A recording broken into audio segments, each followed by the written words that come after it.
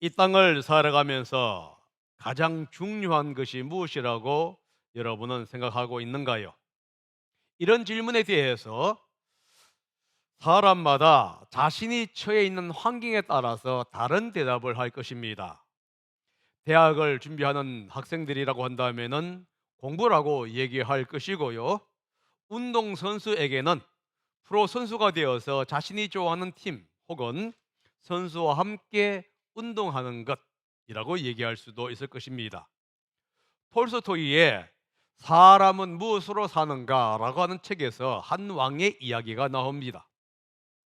그는 가장 중요한 때와 이 사람이 누구인지에 대해서 지혜가 많다고 하는 소문난 도사를 찾아갑니다. 그래서 질문을 하지요. 그러자 도사는 아무 대답도 하지 않고 묵묵히 땅을 파고 있습니다. 왕은 이 늙은 도사가 마음에 걸려서 이제 도사 대신에 삽을 돌고 땅을 팠습니다. 이제 일을 마치려고 할 때쯤 되니까 칼을 찬 한 남자가 맹수에게 습격을 당해서 피를 흘리며 고통스러워하면서 왕과 도사 앞에 쓰러집니다. 왕은 극진히 치료를 해주고 그 결과 회복된 남자가 그 왕에게 무릎을 꿇습니다. 자신은 왕의 정치에 대해서 원한을 품고 이 왕을 죽이기 위해서 뒤를 밟고 있는 이제 자객이라고 얘기하면서 왕이 베풀어준 극진한 그 보살핌이 자신을 이제 원한에서 사라지게 했다, 이렇게 대답을 합니다. 왕은 밭에 있는 도사에게 다시 찾아갑니다. 그리고는 자신의 질문에 대해서 대답을 해달라고 이제 요청을 하지요. 그러자 도사가 이렇게 얘기합니다. 왕은 이미 답을 얻었습니다. 나를 척은히 여겨서 밭에 가서 일을 도와주지 않았다면 왕은 이미 자기의 칼에 의해서 죽었을 것입니다. 그리고 자비를 베풀지 않았다고 한다면 그 자객의 원한을 풀어주지를 못했을 것입니다. 이렇게 대답을 합니다. 톨스토이의 이 대답을 통해서 또 이 왕을 통해 한 중요한 것이 뭐냐 하면은 가장 중요한 것은 순간이라는 거예요. 그리고 가장 중요한 일이라는 게 뭐냐면 그 순간에 만나는 사람을 도와주는 것. 이게 바로 도사가 한 얘기고 톨스토이가 한 이야기입니다. 그렇다고 한다면은 예수님은 우리에게 인생에서 가장 중요한 것이 무엇이라고 지금 대답하고 있느냐 하는 것이에요. 오늘 본문에 보면은 바리새파 사람들은 예수님께서 사두개파 사람들과 논쟁에서 이겼다는 소식을 듣습니다. 단순히 이긴 것이 아니라 사두개파 사람들이 아무 말도 하지 못하도록 만들었다 하는 이제 소식을 듣게 되고, 이 소식을 들은 그들은 기뻐했을 것입니다. 이유는 이 사두개파 사람들과 바리새파 사람들은 끊임없이 논쟁 가운데 있었기 때문에 그래요. 사두개파 사람들은 부활이나 미래의 세계가 없다라고 부정을 했습니다. 반면에 바리새파 사람들은 부활과 미래의 세계에 대해서 믿었습니다. 그래서 이 두 파 사람들은 끊임없이 갈등과 논쟁 속에 살고 있었던 겁니다. 그런데 예수님께서 사두개파 사람들이 주장하고 있는 이 모세 오경에서 부활을 증명합니다. 그러면서 그들에게 너희들이 성경에 대해서 무지하다는 것을 지금 얘기해 주고 있는 거예요. 그러자 바리새파 사람들은 그것을 통해서 쾌감을 느꼈을 것이고요, 기뻐하고 즐거워했을 것은 틀림없는 이야기예요. 그러나 그 사실이 바리새파 사람들에게 일시적인 기쁨은 주었을지언정 큰 기쁨을 주지는 못했습니다. 왜냐하면은 사두개파 사람들보다도 바리새파 사람들은 예수님에게 더 많은 문제와 더 많은 갈등을 가지고 있었기 때문에 그래요. 그러다 보니까 사두개파 사람들의 어떤 잘못된 생각이라든가 신앙을 증명했다는 점에서는 기뻐했을지 모르지만은 그것으로 인해서 예수에 대한 믿음이 사라졌거나 약해졌다는 것은 아니라는 것입니다. 그래서 이 바리새파 사람들은 자신들 가운데 율법에 정통한 어떤 학자를 이제 불러서 예수님에게 보냅니다. 35절에 율법 학자라고 하는 용어가 나오는데, 이것은 바리새파 사람들이 자랑하고 있는 최고의 어떤 실력자, 석학을 얘기하는 거예요. 아마 비밀 병기와 같은 사람일 겁니다. 이 율법 학자가 예수님께 와서 이렇게 질문합니다. 선생님, 율법 가운데 어느 계명이 중요합니까? 다시 말해서 어느 계명이 가장 중요합니까? 이 질문은 유대교회에서 자주 논란이 되고 있는 이슈 중에 하나입니다. 구약에는 613개의 계명이 있습니다. 이 계명 중에서 부정적인 계명, 다시 말을 해서 하지 말라, 무엇을 하지 말라, 하지 말라, 하지 말라 하는 계명은 365개예요. 그러니까 매일 하지 말라고 하는 얘기가 되고, 대신에 긍정적인 계명, 이렇게 하라, 저렇게 하라 하는 계명은 248개입니다. 그래서 도합이 613개예요. 이 613개의 계명 중에서 가장 크고 중요한 계명이 무엇인가? 이것에 대해서 유대주의자들은 자주 논쟁을 하면서 이제 자기의 주장들을 펼쳐왔던 것입니다. 유대 랍비들은 모든 계명은 동등하다, 이렇게 믿었습니다. 그러면서도 가벼운 것과 무거운 것이 있다는 생각은 그들이 가지고 있었던 것이에요. 이제 이 질문을 예수님에게 던지고 있습니다. 물론 이 질문은 교도들이 갖고 있었던 이 질문, 혹은 성경을 어떻게 해석할 것이냐에 대한 논쟁에 대하여서 예수님의 고귀한 의견을 듣고자 한 것은 아니에요. 오히려 예수님을 이제 올무에 걸리게 하기 위해서 던졌던 질문입니다. 그런데 예수님은 조금도 주저하지 아니하고 신명기 6장 5절의 말씀을 인용하면서 대답합니다. 내 마음을 다하고 내 목숨을 다하고 내 뜻을 다하여 주 너희 하나님을 사랑하라.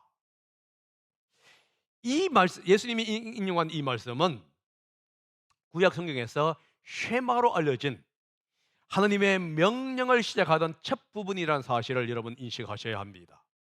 쉐마는 유대인들의 믿음과 생활, 삶의 실천의 가장 중요한 부분을 얘기합니다. 그들은 매일 아침과 저녁에 이 하나님의 말씀을 암송했습니다. 그리고 하나님의 말씀을 잊어버리지 않기 위해서 쉐마를 외우고 묵상했을 뿐만 아니라 가르치고 필사를 했어요. 오늘날 우리는 세마 교육을 합니다. 왜 하냐 하면은 아들이 잘 되기 위해서, 공부 잘하기 위해서. 그래서 쉐마 교육을 해요. 그런데 유대인의 쉐마 교육에 목적이 있습니다. 그 목적이 뭐냐 하면은 하나님을 사랑하는 것이에요. 그들이 왜 하나님의 말씀을 읽고, 왜 묵상하고, 그리고 기록하고, 외우고 필사했느냐, 또 가르쳤느냐? 한 가지예요. 하나님을 사랑하기 위해서.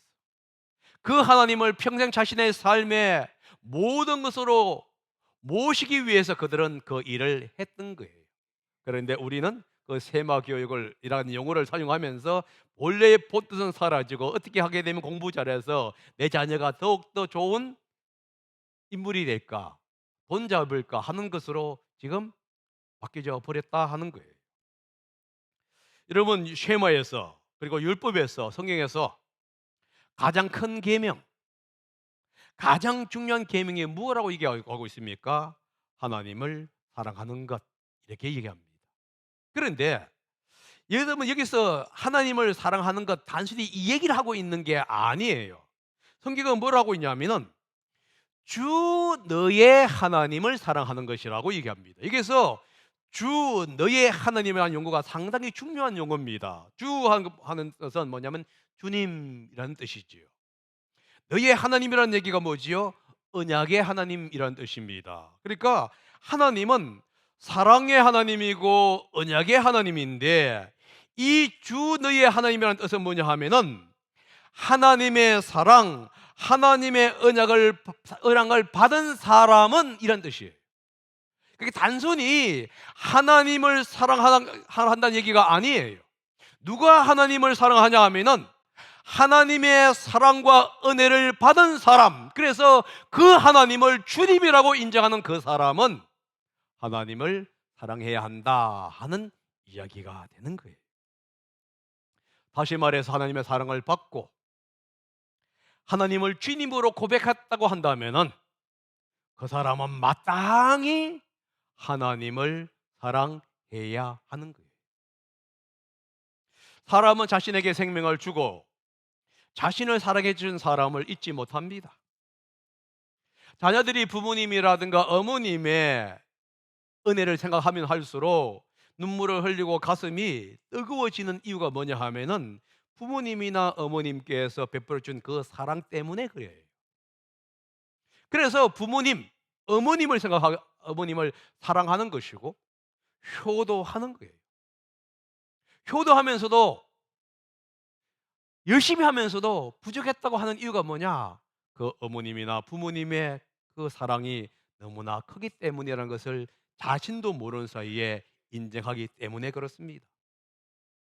예수님이 지금 그 얘기를 하고 있는 거예요. 너희가 율법에서 가장 큰 계명이 무엇이라고 질문하고 있느냐? 그것은 너를 사랑하고 너희에게 사랑을 베풀어 주시고 너희의 주인이 되어 주시고 너를 위해서 모든 것을 희생한 그 하나님을 사랑하는 것이야. 이렇게 대답하고 있는 겁니다. 여러분, 사랑은 이 세상에서 가장 중요한 거예요. 남자가 만나서 결혼하는 것, 그 배경미에는 뭐가 있냐면 사랑이란 게 있습니다. 미워하는데 결혼할 사람은 전혀 없겠지요. 자녀를 낳고 기르는 수고하는 그 배경 속에 뭐가 있냐면은 사랑이라는 것이 있는 것이에요. 효도하는 것 이후에 이 배경에 뭐가 있습니까? 사랑이라는 것이 있는 겁니다. 그래서 이 세상에서 사랑을 제외하게 되면은 황량하고 적막할 수밖에 없는 거예요. 이 세상에 살아갈 만한 이유가 딱 있습니다. 그것은 물질이 많기 때문이 아니고 잘 살기 때문이 아니에요. 그 속에 사랑이란 것이 있기 때문에 그렇습니다. 그래서 절망 가운데서도 희망이 없는 가운데서도 살아날 수 있는 이유가 뭐냐? 사랑이 있기 때문에 그래요. 이 사랑은 또 다른 사랑을 낳습니다. 그 사랑은 또 다른 사랑을 낳는 거예요. 그래서 예수님이 말씀하신 겁니다. 가장 큰 계명이 뭐냐 하면은 사랑이라고. 그런데 그 사랑의 대상자가 있다는 겁니다. 바로 하나님이 되어야 하는 거예요. 왜냐하면 하나님이 우리를 사랑하시고 우리에게 생명을 주셨기 때문에 그렇습니다. 그래서 예수님은 주 너희 하나님을 사랑하는 것이 가장 크고 가장 중요한 계명이다, 이렇게 말씀합니다. 그런데 어떻게 사랑하라고 하고 있습니까? 마음을 다하고 목숨을 다하고 뜻을 다하여 사랑하라 라고 말씀하고 있지요. 사랑은 마음에서 나오는 것 같아요. 마음이 없는 사람은 사랑할 수가 없겠지요. 그래서 마음에서 나오는데 이 마음에서 나온 사랑이 전적인 헌신과 복종이라고 하는 의지적인 이제 뜻으로 나타납니다. 이 헌신하고 복종하라고 하는 의지가 또 의지적인 뜻이 행동으로 나타나는데 그 행동이 바로 희생이고 그 행동이 바로 자기의 목숨을 기꺼이 바치겠다 하는 순교로 표현이 되고 있다 하는 겁니다. 그래서 마음, 목숨, 뜻을 다하여 사랑하는 것은 무슨 뜻이냐? 우리의 삶의 모든 면에서 하나님을 향하여 초점을 맞추는 것을 얘기하고 있는 거예요. 우리는 이 땅을 살아갑니다. 이 땅을 살아가는 삶의 목적이 뭐냐는 거예요. 그것은 뭐냐면 하나님을 향하여 초점을 맞추고 나아가는 것이에요. 하나님이 우리를 얼마나 사랑했는지를 바라보는 것이고요. 그 결과 우리가 하나님을 사랑하겠노라고 그렇게 결심하는 것, 이게 바로 마음과 목숨과 뜻을 다해서 하나님을 사랑하는 거예요. 청춘 남녀가 연애하면서 서로에게 초점을 맞추는 것처럼 하나님께 초점을 맞추어 나아가는 것, 이게 바로 마음과 목숨과 뜻을 다해서 하나님을 사랑하는 겁니다. 이것은 또한 이렇게 표현할 수도 있습니다. 삶의 동기가 하나님께 있는 것. 여러분, 우리는 어떤 동기로 이 땅을 살아가고 있는가 한번 생각해 볼 필요가 있습니다. 여러분과 제가 어떤 동기로 매일의 삶을 살아가고 있느냐 하는 것이에요. 무엇 때문에 무거운 삶의 짐을 지면서 이 땅을 살아가고 있냐는 거예요. 무엇 때문에 어느 때는 밤을 자지도 못하고 무거운 짐을 지면서 살아가냐는 거예요. 학생들은 무엇 때문에 대학에 들어가야 하는지를 고민해 보아야 하는 거고요. 청년들은 무엇 때문에 내가 직장을 가져야 하는지, 그것에 들어가야 하는지를 생각해 보아야 한다는 겁니다.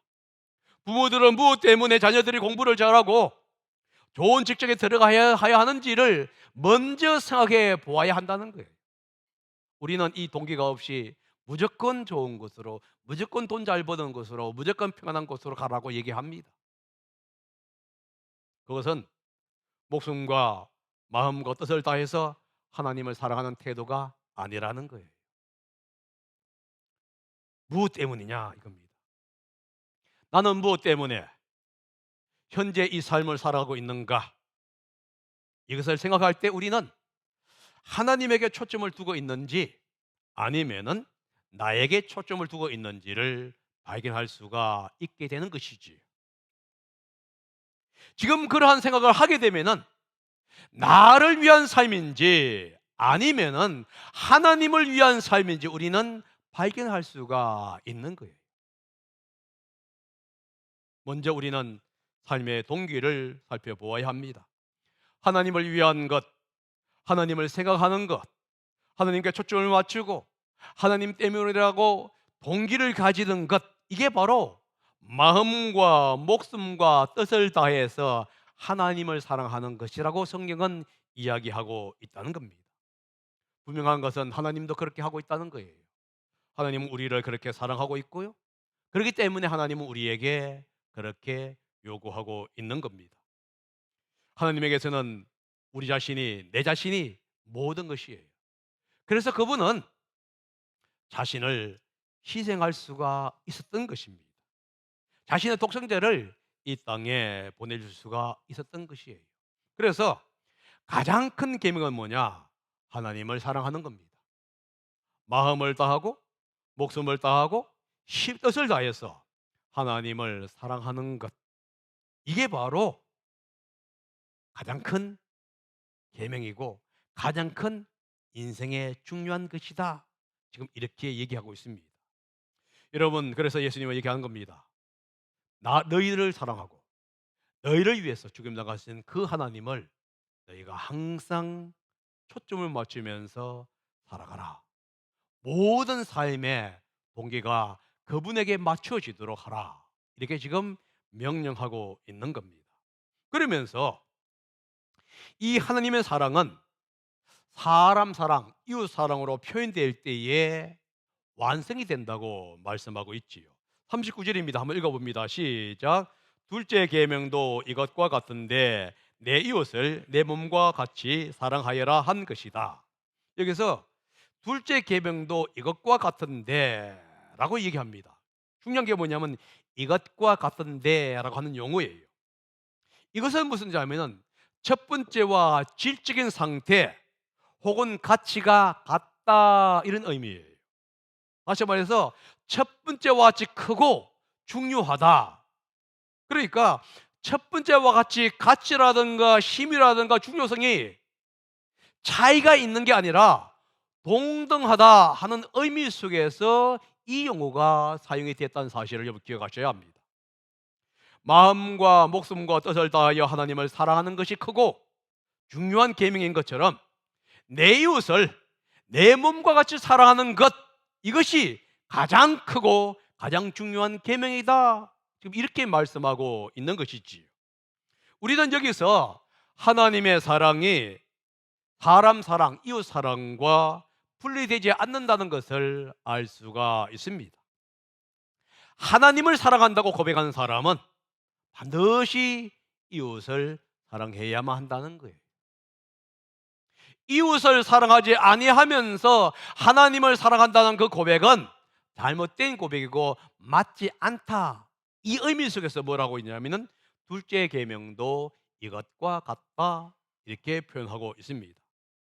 여러분 창세기 2장에 보면은 하나님은 이 아담을 만드셨고요. 그 아담은 창조주 하나님을 사랑했습니다. 그 사랑 때문에 하나님이 주신 아내를 나의 뼈, 나의 살이라고 표현했어요. 여기서 나의 뼈, 나의 살이라고 하는 표현은 뭐냐? 나 자신이다 하는 의미예요. 하나님을 사랑하는 사람은 아내를 나 자신처럼, 내 몸처럼 사랑하는 거예요. 이것을 다른 말로 표현하게 되면 하나님을 사랑하는 사람은 이웃을 내 몸처럼 사랑한다. 이 표현이 되는 겁니다. 그런데 나의 뼈, 나의 살에서 이 여자, 저 여자로 바뀌기지요. 왜냐하면 죄 때문에 그래요. 이제 아담과 하와가 하나님께 불순종합니다. 먹지 말라고 한 선악과를 이제 먹게 되지요. 그 결과 하나님과의 사랑의 관계가 깨어져 버리지요. 하나님과의 사랑의 관계가 깨어지자 이제 나타난 현상이 뭐냐면 이 사랑하는 아내와의 관계가 깨어집니다. 그래서 나의 뼈, 나의 살이라고 하다가 갑자기 이 여자, 저 여자하고 바뀌는 거예요. 나쁜 말로 말하면 인연전연이죠. 왜 그런 것입니까? 자기의 죄를 아내에게 전가하면서 나온 말이 뭐냐면 이 여자, 저 여자예요. 아담이 이렇게 얘기합니다. 당신이 주신 나의 뼈, 나의 살이 나를 유혹했습니다. 이렇게 얘기해야겠죠. 근데 뭐냐면 이 여자가 더 이상 나의 뼈, 나의 살이 아닌 거예요. 다른 여자예요. 다른 몸이에요. 뭐 때문이지요? 죄 때문이에요. 그래서 하나님은 자신을 먼저 희생함으로 회복의 길을 열어주신 거예요. 주 너의 하나님이라고 한 표현이 뭐냐 하면 하나님이 희생했다 이런 뜻입니다. 이 표현은 뭐냐? 하나님이 먼저 너희들을 사랑했다 이런 뜻이고요. 너희들을 위해서 십자가에서 죽었다 이런 의미가 포함되어 있는 용어라는 거예요. 이 하나님의 사랑을 받은 사람이 비로소 하나님을 주님이라고 부를 수 있겠지요? 그럴 때 비로소 하나님을 주 나의 하나님이라고 부릅니다. 그럴 때 아내를 사랑할 수 있는 것이고요. 그럴 때 이웃을 사랑할 수가 있는 겁니다. 그런데 예수님은 이렇게 얘기합니다. 이렇게 말씀하지 않았어요. 너의 마음과 목숨과 뜻을 다하여 너의 이웃을 사랑하라 이렇게 명령한 적이 없습니다. 주님이 뭐라고 하고 있습니까? 너의 이웃을 내 몸처럼 사랑해라. 여러분, 하나님을 사랑할 때는 마음과 목숨과 뜻을 다해서 사랑해야 하는데 아내, 이웃, 사람을 사랑할 때에는 마음과 목숨과 뜻을 다해서 사랑하지 않은 것이 아니라 너 몸처럼 사랑해라 이렇게 얘기한다는 사실을 여러분 기억하셔야 돼요. 이 말은 무슨 뜻이냐면 하나님을 사랑할 때에는 사람은 자기를 부인해야 되고 자기를 희생해야 됩니다. 하나님이 십자가에서 희생한 것처럼 우리도 우리의 삶을 희생했을 때만이 하나님을 사랑할 수가 있어요. 그러나 이웃 사랑은 자기 부인이 아니고 자기 희생이 아니라는 거예요. 다른 사람을 나의 일부로 생각하면 돼요. 다른 사람을 나의 몸으로 생각하면 됩니다. 내 손이 문제가 됐다고 합시다. 왼손이 잘려졌어요. 그래서 오른손이 도와줍니다. 그렇다고 해서 내 몸이 내가 희생했다 이런 말 안 해요. 당연한 것이라는 얘기를 하고 있는 겁니다. 하나님은 뭐라고 했냐? 하나님을 사랑하는 사람, 그 사람은 자연스럽게 이웃을 자기 몸처럼 사랑하는 것은 당연하다 이 얘기를 하고 있는 거예요. 내가 내 몸을 돌보는 것은 나의 의무이면서 나의 책임입니다. 그래서 얘기하고 있는 거예요. 예수님이 너가 너의 몸을 존귀하게 여기고 보호하는 것이 너의 의무와 너의 책임인 것처럼 하나님을 주 나의 하나님으로 고백하는 너희들이 해야 할 일이 뭐냐? 다른 사람을 사랑하는 것이 너의 의무와 책임으로 간주해라, 이런 의미예요. 그러면 자연히 희생이라고 하는 용어가 사용될 수가 없다는 거예요. 여러분, 아내가 남편을 사랑하는 것, 남편이 아내를 사랑하는 것, 희생이 아니에요. 그건 자연스러운 현상이에요. 왜 그러죠? 부부가 한 몸이니까. 한 몸이 한 몸을 사랑하는데 왜 희생이 나오고 왜 고생이라고 얘기하냔 말이에요. 그런데 우리는 이것을 뭐라 하고 있냐? 희생이라고 하는 용어를 사용하고 있지 않습니까? 왜 그러지요? 죄로 인해서 타락했기 때문에 그래요. 이웃과의 관계도 마찬가지입니다. 이웃을 사랑하고 이웃을 돌보는 것 희생이 아니에요. 그런데 우리는 희생이라고 얘기합니다. 다시 말해서 자연스러운 것이 자연스럽지 않은 것으로 바뀌어져 버린 거예요. 이웃을 사랑할 때 희생해야만 하는 겁니다. 왜 그렇습니까? 죄의 결과예요. 그래서 예수님께서 뭐라고 있느냐? 하나님 사랑과 이웃 사랑을 한다는 것은 창조의 질서로 돌아가는 것이라고 얘기하고 있는 거예요.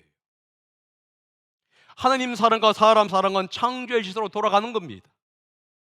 하나님이 아담을 만들 때 아담은 하나님과의 아름다운 관계를 맺었습니다. 그럴 때에 비로소 하와를 뭐라 부르느냐? 나의 뼈 나의 살 하면서 내 몸처럼 사랑할 수가 있었던 거예요.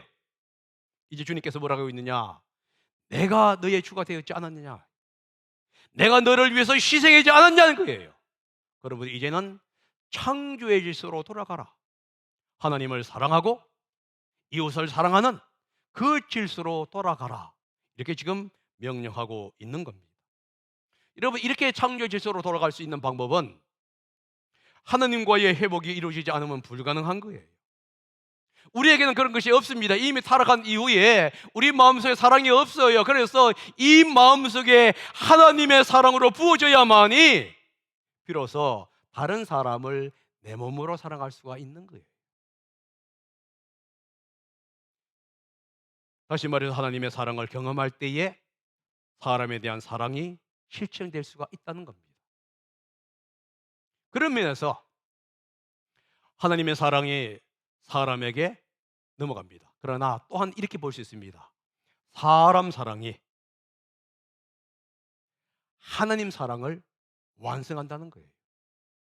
다시 말해서 하나님을 사랑한다고 얘기하지만은 사람을 사랑하지 않는 이상은 결코 그것은 완성된 것이 아니에요. 그래서 하나님 사랑과 사람 사랑은 분리될 수가 없습니다. 이게 창세기 2장에서 나온 얘기고, 이게 십계명에서 나온 얘기고, 이게 예수 그리스도께서 하신 말씀이고, 구약이나 신약이나 똑같이 우리에게 하시는 말씀이라는 사실을 기억해야 합니다. 그 사실을 어디서 얘기하고 있죠? 40절입니다. 보십시오. 이 두 계명에 온 율법과 예언서의 본뜻이 달려있다. 이 두 계명은 무엇을 얘기합니까? 마음과 목숨과 뜻을 다해서 하나님을 사랑하는 것, 그리고 이웃을 나의 몸처럼 사랑하는 것. 이게 뭐라고 있습니까? 성경의 본뜻이다. 이 본뜻에 달려있다, 이 요구가 뭐냐면은 매달려 있다, 의지하고 있다, 이런 뜻이에요. 여러분, 문을 달 때에 문은요 2개의 경첩 혹은 3개의 경첩으로 문을 답니다. 그러지 문이 갑자기 달려있는 게 아니에요. 반드시 경첩을 통해서 달게 되어 있어요. 지금 마찬가지를 얘기하고 있는 겁니다.